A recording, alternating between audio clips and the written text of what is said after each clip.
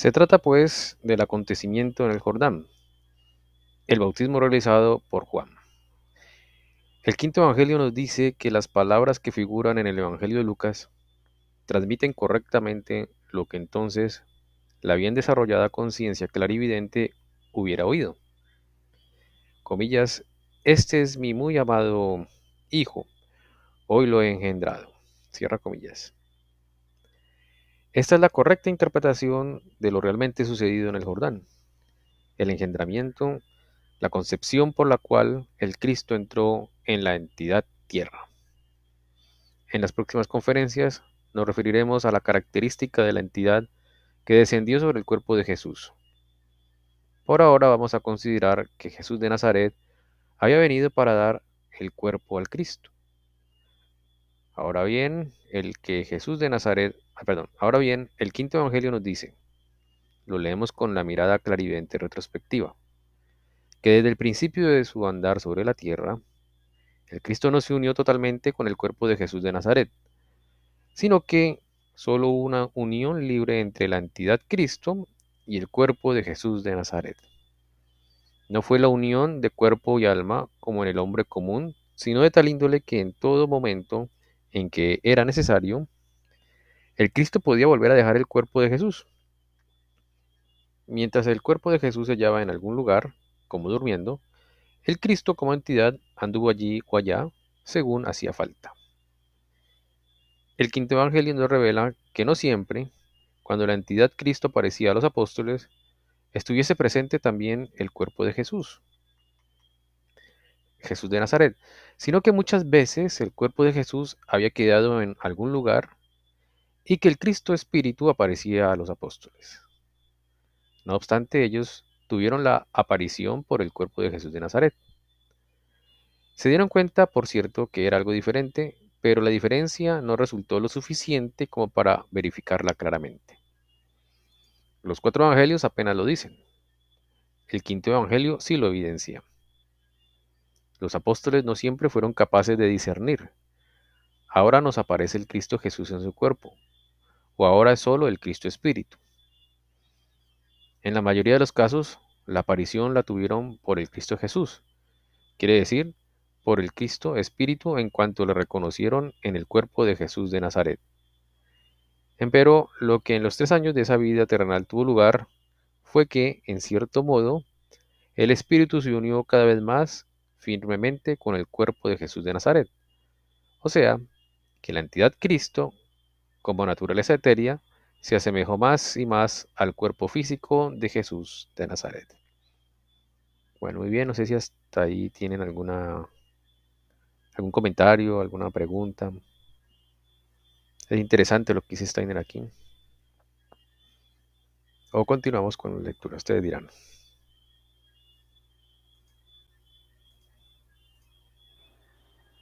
Es como muy interesante ahí esa interrelación ahí entre las corporalidades, cómo es que se va plasmando la una con la otra, ¿no?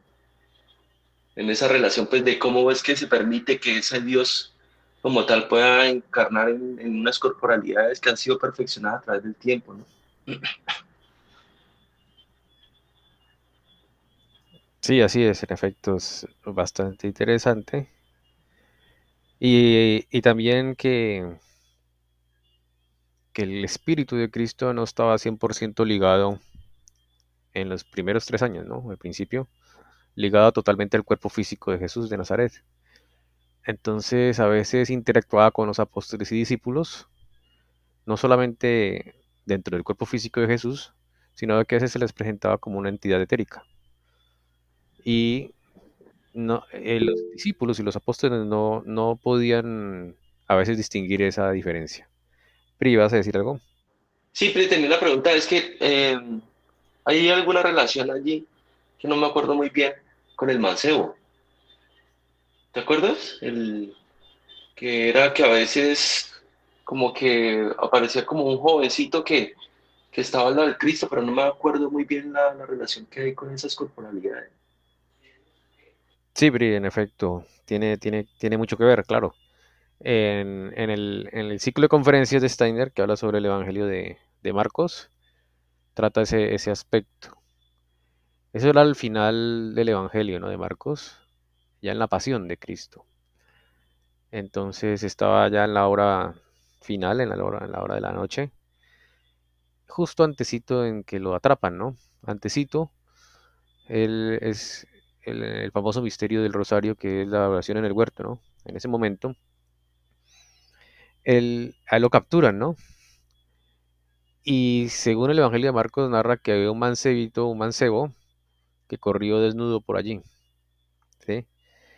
Eh, Steiner dice que eso significaba que la parte, digamos, que era como su parte física, digamos, su parte de Jesús de Nazaret, se había separado de la parte divina, de la parte de la entidad de Cristo. Entonces, él estaba ya totalmente, en cierto sentido, como abandonado, como solo, porque el Cristo o el Padre se había desprendido de ese cuerpo de Jesús. Entonces, ese desprendimiento es eso, esa separación, eso es.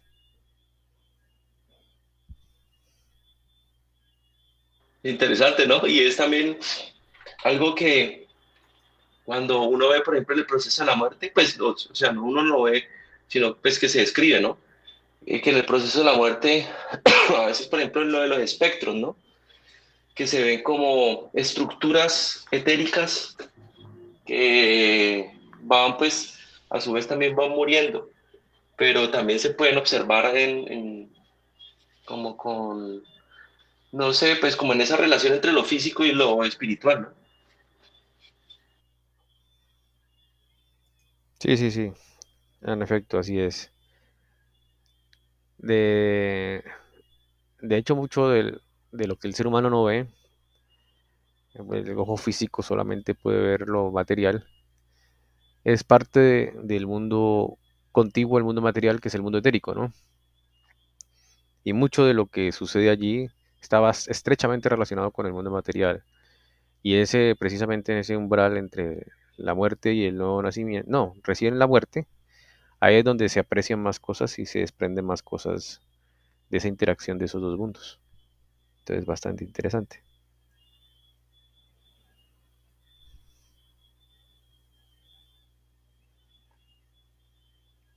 Bueno, muy bien.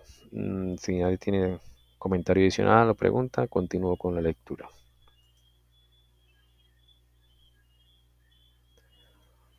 Obsérvese bien que referente a la naturaleza del Cristo sucedió algo muy distinto que en cuanto al cuerpo del hombre común. El hombre común es un microcosmos frente al macrocosmos, un trasunto de todo el macrocosmos. Lo que el hombre terrenal llega a ser es reflejo del gran cosmos. En cuanto a la naturaleza del Cristo ocurre todo en sentido inverso.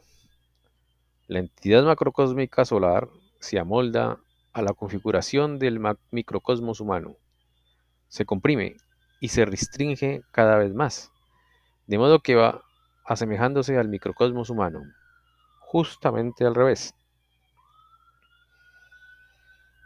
La unión con el cuerpo de Jesús de Nazaret fue la más libre al principio de la vida terrenal de Cristo, inmediatamente después del bautismo en el Jordán. Enteramente fuera del cuerpo de Jesús estuvo la entidad Cristo, al andar sobre la tierra. El obrar del Cristo fue todavía algo enteramente celestial. La entidad Cristo realizó curaciones que ninguna fuerza humana podría hacer. La intimidad con que habló a los hombres fue intimidad divina. La entidad Cristo, atándose ella misma al cuerpo de Jesús de Nazaret, obró como entidad celeste. Sin embargo, fue asemejándose cada vez más al cuerpo de Jesús, comprimiéndose y amoldándose a las condiciones terrestres, de modo que la fuerza divina se desvaneció más y más. Por todo esto pasó el Cristo, asemejándose al cuerpo de Jesús. En cierto sentido fue una evolución descendente. El Cristo tuvo que experimentar que la potencia y la fuerza del Dios paso a paso le abandonó, al asemejarse al cuerpo de Jesús de Nazaret. El Dios fue convirtiéndose en hombre. Como un hombre que con infinito sufrimiento siente el extinguirse de su cuerpo, así también el Cristo experimentó el desvanecimiento de su sustancia divina, al asemejarse, como naturaleza etérea, al cuerpo terrenal de Jesús de Nazaret, hasta el punto de sentir angustia, igual que un hombre.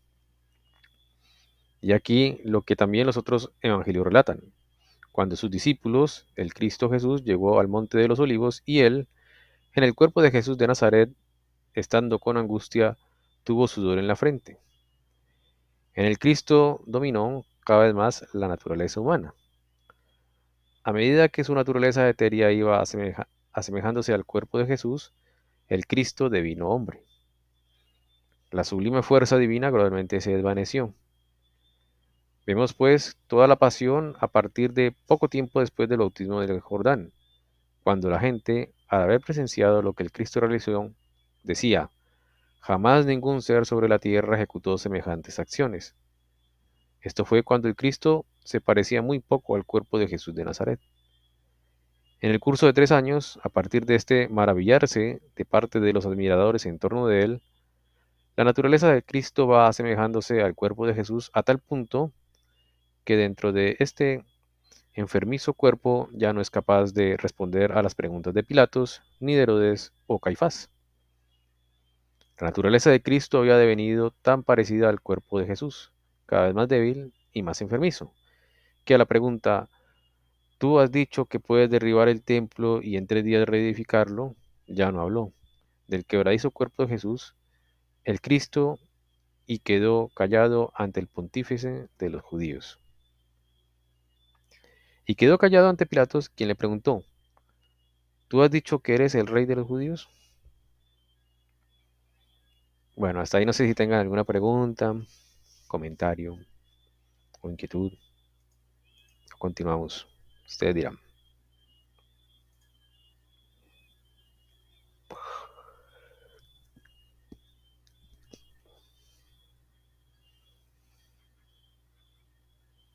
Pero cuando estaba con Pilato, si era Cristo, porque mm, con lo que dijiste ahorita, lo del mancebo, que cuando lo atraparon hubo como la separación, o eso es como solo una señal, bueno, no sé, me enredé un poquito, que ahí dice que sí estaba Cristo, ¿no? Sí, sí, sí, sí, sí. Digamos, eso no es como una cosa de un corte así de una, sino que es de transitorio, ¿no? Se hace poco a poco esa pérdida de divinidad, por decirlo así, o su parte divina se fue yendo, ¿no? Que es lo mismo en el sentido anímico, ver cómo cada vez la entidad del Cristo se asemeja más al cuerpo de Jesús, ¿no? Se vuelve humano. Entonces eso es una señal espiritual, un símbolo espiritual, lo que relata Marcos en su Evangelio, cuando ve el mancebillo desnudo corriendo en ese momento. Eso es una visión del mundo etérico, ¿no? De este hecho que está relatando en este quinto Evangelio. No sé, Kate, si te enredé más o entendí mal la pregunta. No sé si esa entera eso. Gracias. Ah, ok, muy bien. Bueno, entonces, ¿hay alguna otra pregunta, un comentario o continúo?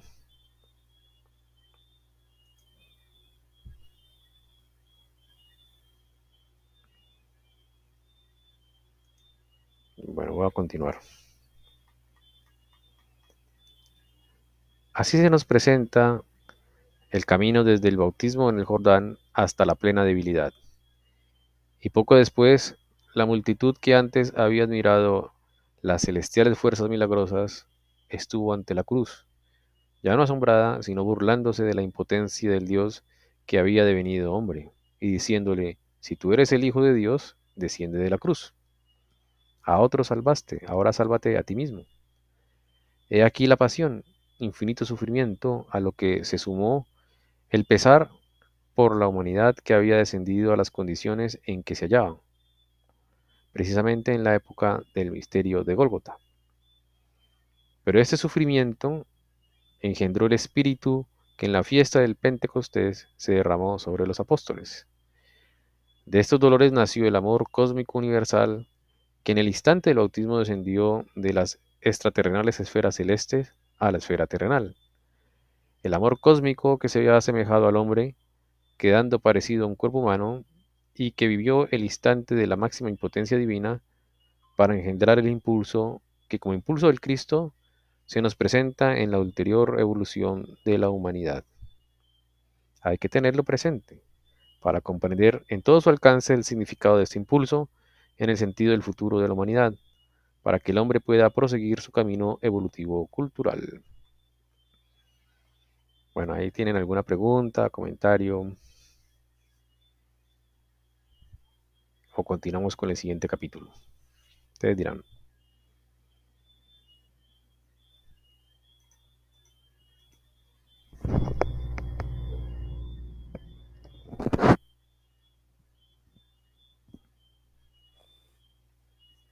El impulso que dejas como en lo que queda en la Eucaristía, ah, más o menos. Es buena pregunta, Kate. El impulso es algo muy grande. Posiblemente tenga algo que ver con la Eucaristía, pero no es sola, o sea, no sería solamente la Eucaristía, es obviamente muchas otras cosas más, ¿no? Posiblemente parte del impulso se vea reflejado en la Eucaristía, por supuesto, pero significa otras muchas cosas más. Por ejemplo, el hecho de que uno pueda iniciarse de una manera diferente a la antigua, no con ayuda de otro maestro iniciado, ni con tantas pruebas difíciles, una, incluso una prueba definitiva que es como de morirse por 3 días. O sea, ya quitando todo eso, esa nueva forma de iniciarse que es por medio de la fuerza de voluntad personal, es gracias al impulso de Cristo. Pero también gracias al impulso de Cristo es que se da la oportunidad al ser humano de volver a ascender a las esferas espirituales porque se estaba condenando al egoísmo absoluto. Pero también es gracias a ese impulso de Cristo que el ser humano puede desarrollar lo que nosotros ahorita llamamos como ciencia o razón o lógica para poder entender las cosas espirituales. Pero también el impulso de Cristo dio la capacidad al ser humano de poder tener un alma individual para poder generar amor a otras personas. Y así muchas otras cosas más que podría listar, que es el impulso de Cristo. Entonces, no solamente sería la Eucaristía, sino otras muchas cosas más. Pri, ¿vas a decir algo? Sí, Pri, no, me parece sumamente importante esa parte porque yo también siento que ese impulso crístico es como esa transmutación de las corporalidades como tal, ¿no? O sea, nosotros tenemos el cuerpo físico, pero también está el cuerpo etérico, el cuerpo anímico y el cuerpo espiritual. Pero así como el Cristo pudo transmutar, por ejemplo, el cuerpo físico, el cuerpo vital, el cuerpo anímico, el cuerpo espiritual como tal, asimismo es como la evolución del hombre, ¿no? Que en algún momento tenemos que llegar también a hacer esa transmutación que en términos generales se llama resurrección, ¿no? Entonces, eh, yo pienso que siguiendo el paso del Cristo, o sea, el camino del Cristo como tal, él decía, yo soy el camino, la verdad y la vida, nadie llega al Padre sino por mí. Entonces, como la única forma que puede uno encontrar realmente como el camino al conocimiento de los mundos espirituales. También por eso me pareció muy importante esa parte. En efecto, eso es muy importante, porque al haberlo hecho Cristo como humano, da la oportunidad a todos los seres humanos de poder hacerlo, porque Él es el primogénito en todo, ¿no? No solamente en la creación de este universo y también del microcosmos del ser humano, sino en el proceso evolutivo del ser humano. Él es el primero en dar el amor, el primero en hacer la espiritualización de los cuerpos y también el primero en ascender a los cielos, ¿no? Como humano, ¿no?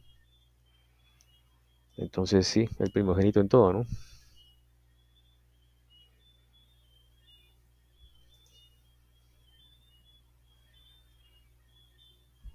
Bueno, muy bien, no sé si alguien tenga algún comentario adicional, pregunta o continuamos con el siguiente capítulo.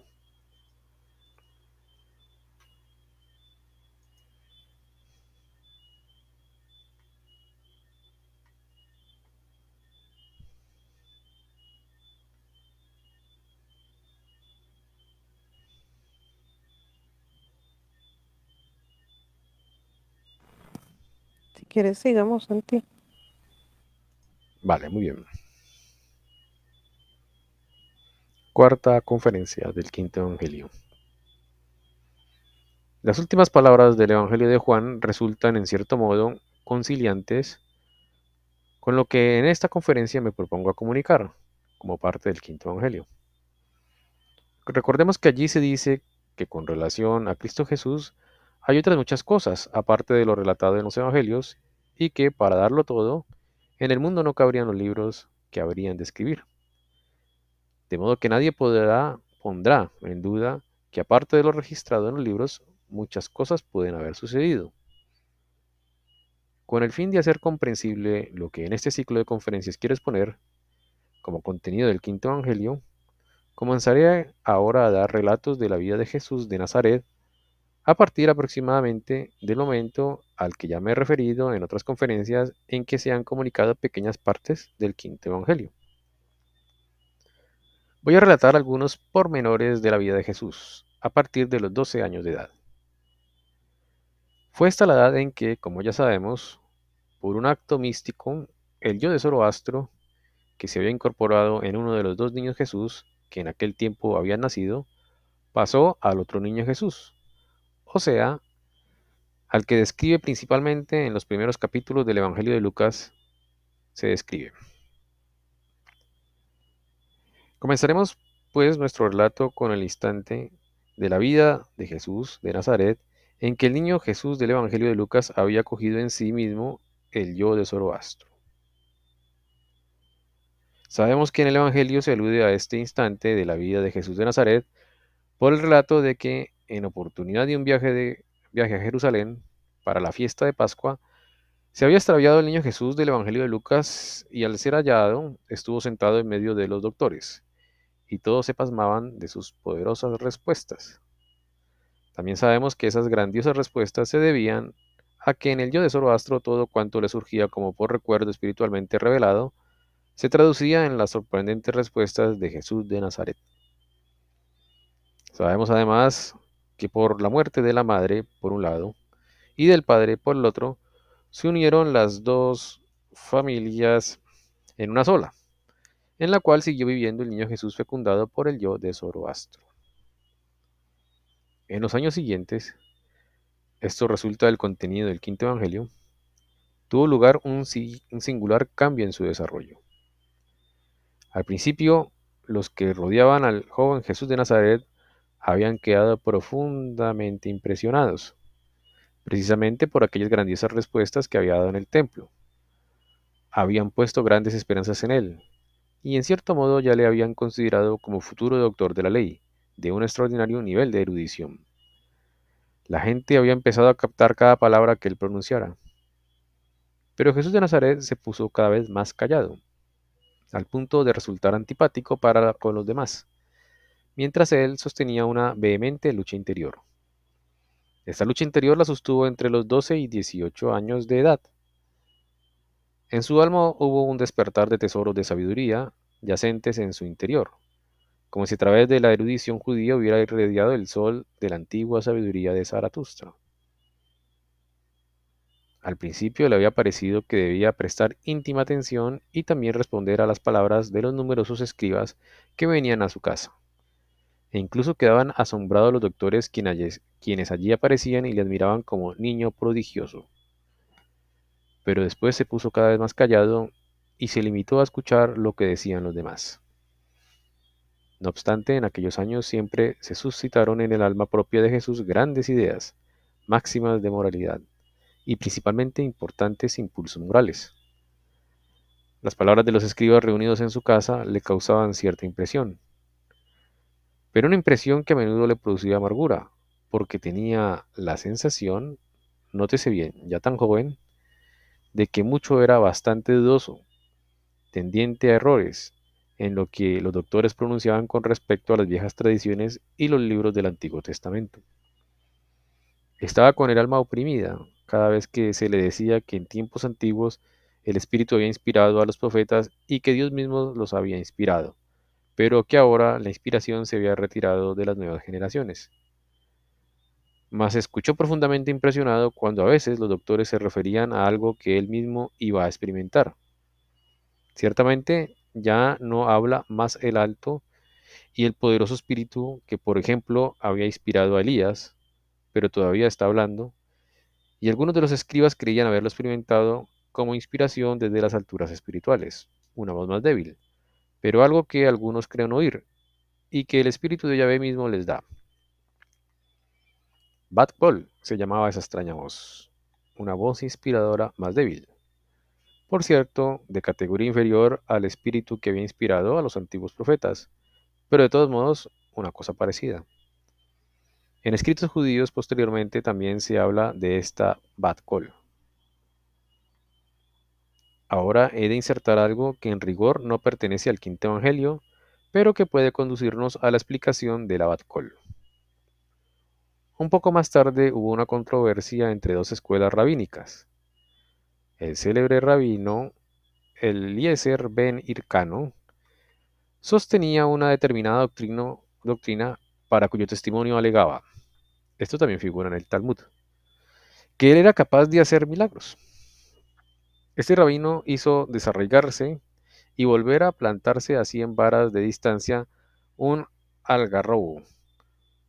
Mandó a un río fluir hacia atrás y como tercera prueba invocó una voz del cielo de que su doctrina había de quedar revelada. A pesar de ello, la escuela rabínica opositora no le prestó fe. El rabino Josué respondió, por más que el rabino Eliezer haga algarrobos trasplantarse de un sitio a otro, por más que mande ríos fluir hacia arriba, o que invoque al Bat-Kol, la ley estipula que las leyes eternas de la existencia deben expresarse por la boca del hombre y encontrarse en el corazón humano. Si el rabino Eliezer quiere persuadirnos, que no invoque el Bat-Kol, sino que apele a lo que el corazón humano es capaz de concebir. Cierra comillas. Doy este relato porque nos hace ver que en ciertas escuelas rabínicas, ya poco tiempo después de la fundación del cristianismo, la Bat Kol gozaba de poca autoridad, pero en cierto modo había florecido entre rabinos y escribas como voz inspiradora. Al escuchar y sentir todo aquello, el joven Jesús mismo recibió la inspiración por la Bat Kol.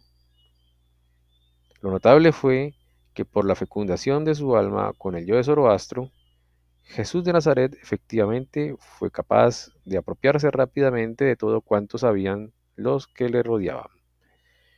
No solamente que a los 12 años de edad había dado las grandiosas respuestas a los doctores de la ley, sino que también pudo percibir en el alma propia la voz del Abad Kol. Pero precisamente este hecho, la inspiración por el Abad Kol, influyó en Jesús a la edad de 17 años, de tal manera que le causó amargas y profundas luchas interiores. Pues la Abad Kol le reveló, y él estaba seguro de percibirlo, que en lo sucesivo dentro de la corriente del Antiguo Testamento ya no hablará el mismo espíritu el que antes había hablado a los antiguos maestros judíos.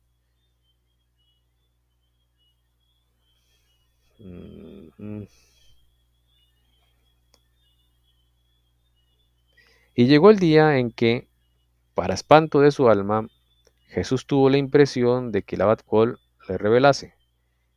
No llegó más a las alturas donde el Espíritu realmente podría revelarme la verdad sobre el ulterior camino del pueblo judío.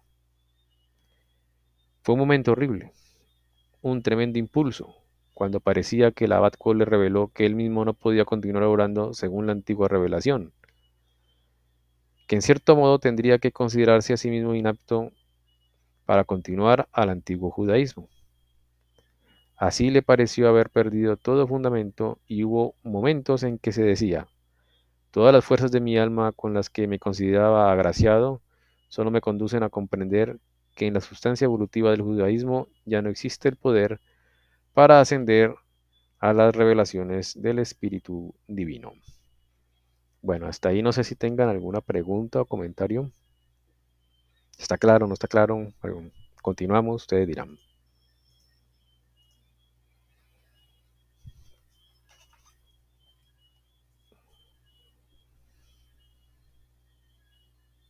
No, pues eso es maravilloso esa parte, porque allí realmente es donde se demuestra esa capacidad de discernimiento que tenía Cristo, Jesús de Nazaret, cuando podía evaluar que ahí es donde uno podría decir realmente que es como ese cambio entre lo antiguo y lo nuevo, ¿no? Porque ya, digamos, la alcohol viene siendo como el impulso de lo antiguo y el, ya con el impulso crístico como tal es el nuevo paso a seguir, ¿no? Entonces, súper interesante. En efecto, así es.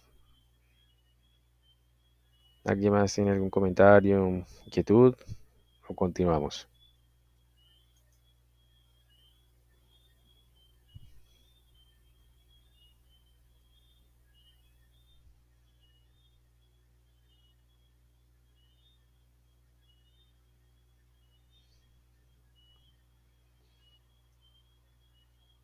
Bueno, voy a continuar.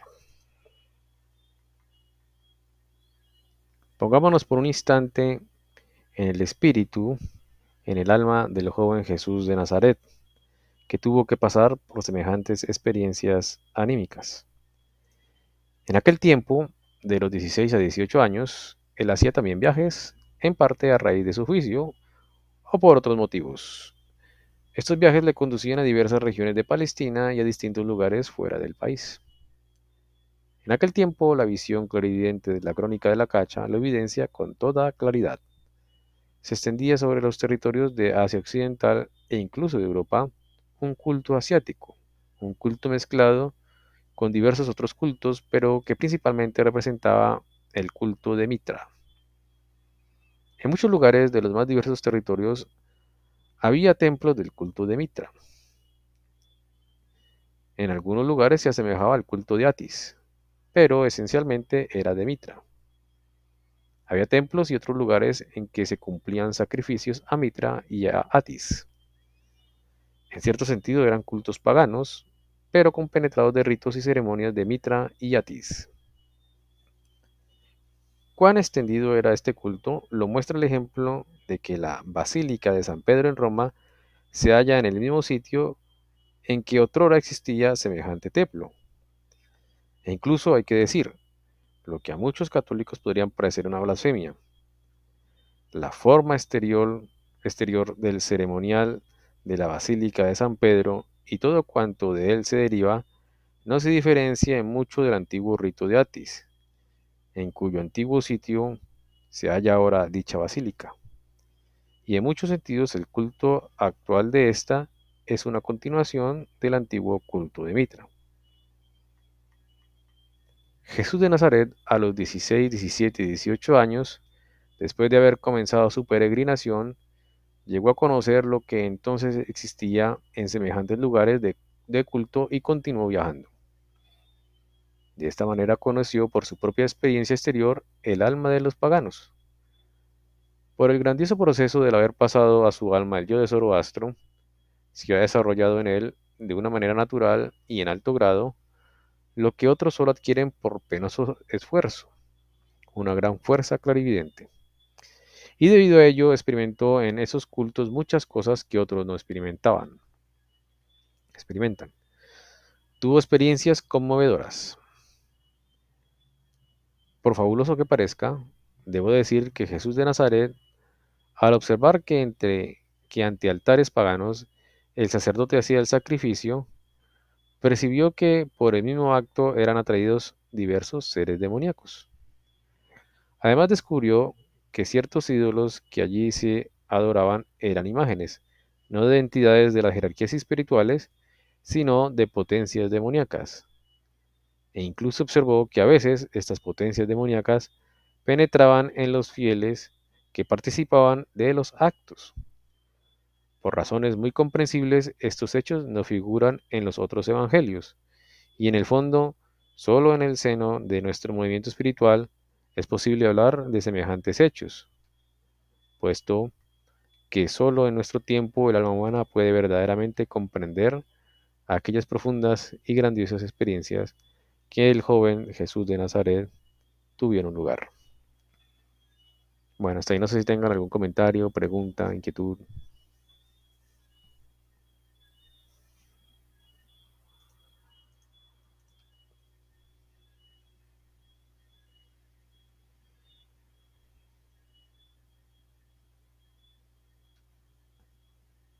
Bonito, ¿no? En ningún otro lado se habla de la juventud de Jesús.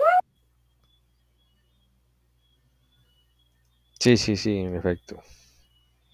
Eso es lo que dice Steiner, que parte de este quinto evangelio es lo que se encuentra registrado en los anales acásicos, que es de la vida de Jesús, que casi no se sabe nada, la vida de Jesús de, digamos, desde la infancia hasta los 30 años antes de que el Cristo entrara en él, y cosas que en el mismo, digamos, transcurso de esos 3 años en que Cristo estaba en el cuerpo de Jesús de Nazaret, o sea, después del bautismo hasta la muerte en la cruz, no se relatan en los cuatro evangelios. Entonces es muy interesante y chévere todo esto que Steiner relata. Sino que también quería, como, no sé si recalcar o no si es la palabra correcta, pero mostrar algo aquí que es interesante, pero también al mismo tiempo miedoso, ¿no? Aquí, esta parte,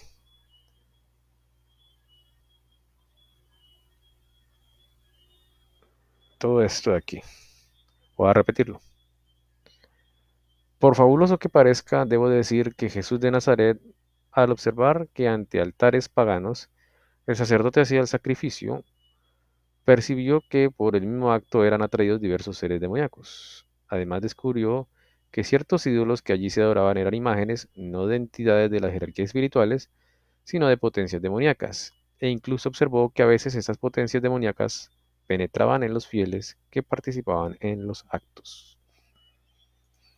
Entonces es interesante porque esto mismo es lo que decía en algunos libros el Padre Amor, ¿no? Que Ujú. muchas de estas posesiones se deben a que estas personas tiempo atrás habían participado de ciertos actos no buenos, sino algo así como con sacrificios y cosas raras, o sea, magia negra o brujería. Eso es lo que quería como mostrarles aquí. Bueno, bien, no sé si alguien tenga algún comentario adicional. Tenaz porque eso no queda, eso no se paga en la misma vida y no en las otras, ¿no? En efecto, por lo general se pagan las otras vidas, o a veces se le posesiona algo allí, ¿no? Eso es raro, por lo que lo normal es lo que dice André Felipe, que en las otras vidas se paga todas esas cosas. Pero a veces hay anomalías y excepciones, entonces esos espíritus se manifiestan más de lo debido y son lo que uno llama como las posesiones demoníacas.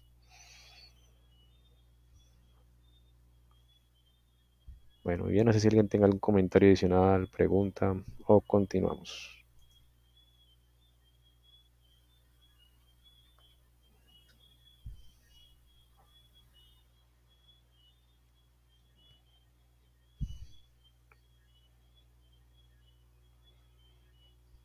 Bueno, voy a continuar.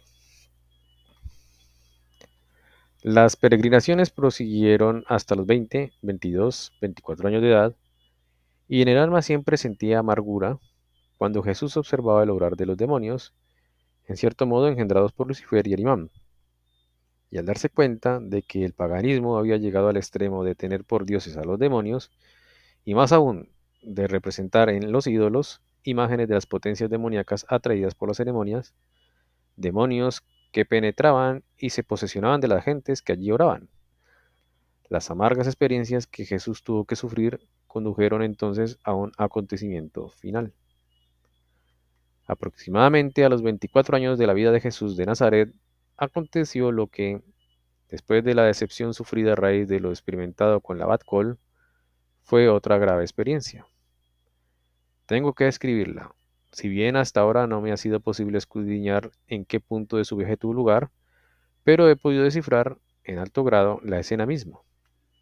Creo, sin estar seguro de ello, que fue en un lugar fuera de Palestina. A la edad de 24 años, Jesús de Nazaret llegó al lugar de un culto pagano, donde se hacía ofrenda a determinada divinidad. Allí había únicamente gente triste, afectada por toda clase de pavorosas enfermedades psíquicas que se manifestaban hasta en lo corpóreo.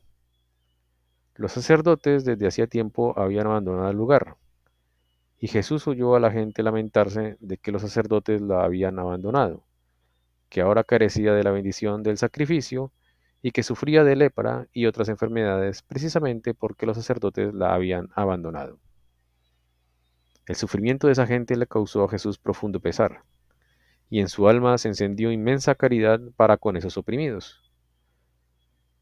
Parece que ellos, abandonados por los sacerdotes, como asimismo, como creían por su Dios, en cierto modo se dieron cuenta y quedaron profundamente impresionados por el amor que en el alma de Jesús se había suscitado. En el corazón de la mayoría de ellos, repentinamente surgió algo que encontró su expresión en que esa gente, percibiendo en el rostro de Jesús el reflejo de su inmenso amor, le dijo: Tú eres el nuevo sacerdote que nos ha sido enviado. Le obligaron a colocarse en el altar pagano y le pidieron hacer el sacrificio para procurarles la bendición de Dios. Al realizarse todo esto sucedió que Jesús cayó como si hubiera muerto. Su alma quedó como enanejada, y la gente que había creído que su Dios había vuelto percibió lo horrible de que cayó como si hubiera muerto, aquel a quien había tenido por su nuevo sacerdote enviado del cielo. Pero el alma enajenada de Jesús de Nazaret se sintió elevada como a reinos espirituales, como a la esfera del sol. Y como resonando desde las esferas del sol, oyó ahora palabras como por la Bat Kol, muchas veces las había percibido. Pero la Bat Kol estaba ahora transformada, convertida en algo totalmente distinto. Además, la voz le llegó de otra dirección, y lo que ahora Jesús de Nazaret percibió, traducido a nuestro idioma, puede sintetizarse en las palabras que por primera vez he podido enunciar cuando hace poco se colocara la piedra fundamental de nuestra sede central en Donark. Existen, por cierto, deberes ocultos. Obedeciendo a semejante deber oculto, tuvo que enunciar entonces lo que, por la transformada voz de la Bat Kol, Jesús de Nazaret había percibido al realizarse lo que acabo de relatar. Estas palabras son las palabras que Jesús percibió. Aún amén. E impera el mal. Testigo de lloridad que se desenlaza. Deuda del propio ser por otros acarreada. Vivida en el pan de cada día. En que no domina la voluntad de los cielos, porque el hombre se separó de vuestro reino, y olvidó vuestro nombre, vosotros padres en los cielos. Nota del traductor. Traducido a nuestro idioma, debido a la responsabilidad que la traducción de esta oración involucra, insertamos el texto original en alemán. Bueno, ¿quién se anima a leerlo? Está en alemán. No, no, complicado. Sí, complicado. Bueno, entonces sigamos. 2. Esta es la cita del Donark, ¿no? La colocación de la piedra fundamental del primer Getanium en Donark, Suiza, sede central de la Sociedad Antroposófica General, había tenido lugar el 20 de septiembre de 1913, 2 semanas antes de esta conferencia. Únicamente así pudo traducir a nuestro idioma lo que en aquel momento, cual la transformada voz de la Bat Kol, Jesús de Nazaret había percibido. No es posible traducirlo de otro modo. Con estas palabras se expresa lo que vivió en el alma de Jesús de Nazaret al despertar del desmayo que le había causado el enajenamiento de su alma. Cuando al haberse despertado, Jesús quiso volver los ojos a la multitud de los afligidos y oprimidos que le habían puesto en el altar, todos habían huido. Y al dirigir la mirada clarividente hacia la lejanía, solo percibió unas cuantas potencias demoníacas, seres demoníacos vinculados con esta gente. Bueno, dejemos ahí por lo pronto. ¿Tienen alguna pregunta, comentario?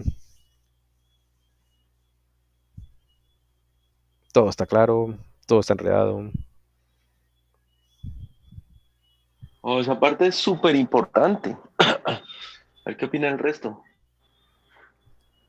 Sí, sí, es importante. Mm. Esto es cardinal porque allí el Abad Col es que el Jesús de Nazaret cuando se transforma en ese momento es que logra crear el Padre Nuestro como tal, ¿no? Por eso es que yo digo que es cardinal. Eh, es como lo opuesto, el opuesto, el polar a la voz del Abad Col. Y ese es Sí, sí, sí, en efecto. Esa oración que él recibió de la Bat Kol transformada, en- cuando Cristo entró en el cuerpo de Jesús a los 30 años, él recordó esta experiencia de Jesús, ¿no? Cuando tenía 24 años. Y la tomó como base, o sea, en sentido opuesto, ¿no? Y quedó el Padre Nuestro, a partir de formar la palabra, el significado opuesto a esta oración, que no era una especie de como condena del ser humano, ¿no? Pero ya transformada por Cristo, la transforma y la invierte y se vuelve como una salvación, que es el Padre Nuestro, ¿no?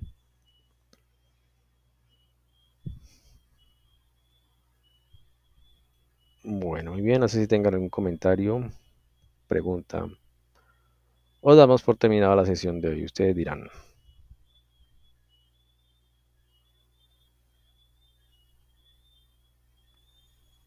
Antes de terminar, Santi, si puedes explicar un poquito con tus palabras, no sé, te agradezco. Sí, temía que me preguntaran eso. Necesito ayuda, Pri, ¿me puedes ayudar un poquito ahí? También temo. Sí, es un poco, para mí es difícil, porque todavía no tengo claro qué es Bad Call. No sé, Pri, si quieres, ¿tienes alguna pista? Pues, o sea, también está como eh, muy naif, ¿no? Como muy virginal ese concepto, pero lo que yo tengo entendido es que era una voz de iniciación. Por ejemplo, digamos, en los misterios de Leucis, que eran los misterios con el cornezuelo, el centeno, o sea, con el uso de enteógenos como tal, había un ritual, ¿no? Y en esos rituales siempre se hacía como el culmen o la parte más importante del ritual era con alguna oración, alguna frase, bueno.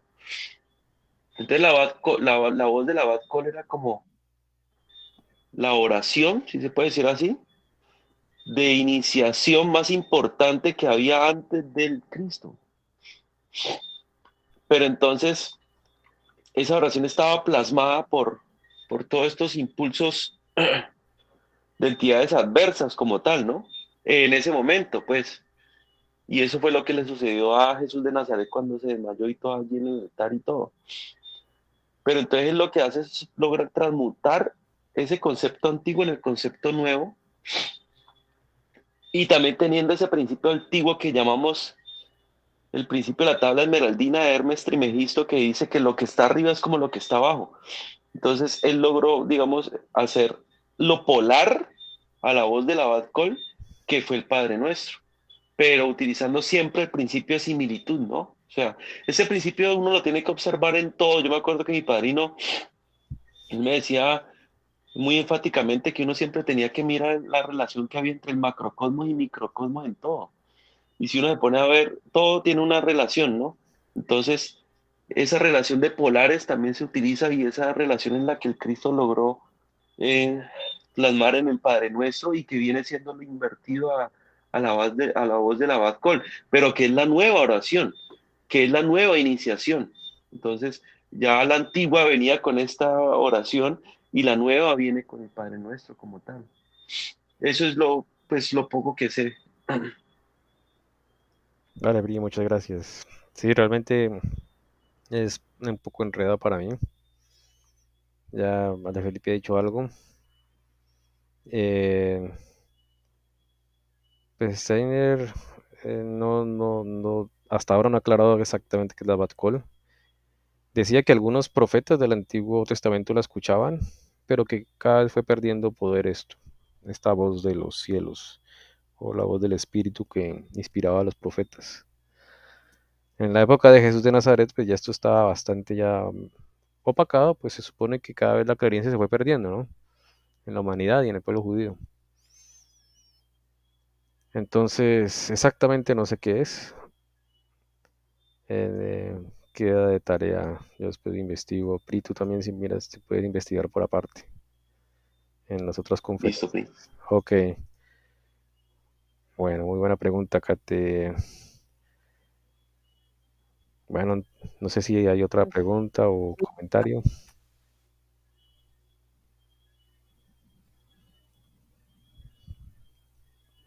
Ok, yo creo que podemos dejar por hoy allí. Entonces, muchas gracias a todos por participar. Muchas Gracias, gracias, feliz Santi. noche. Bueno, feliz noche. Nos vemos el Muchas Un jueves. gracias. abrazo. Ok, Que descanse. chao. Ok, chao, chao.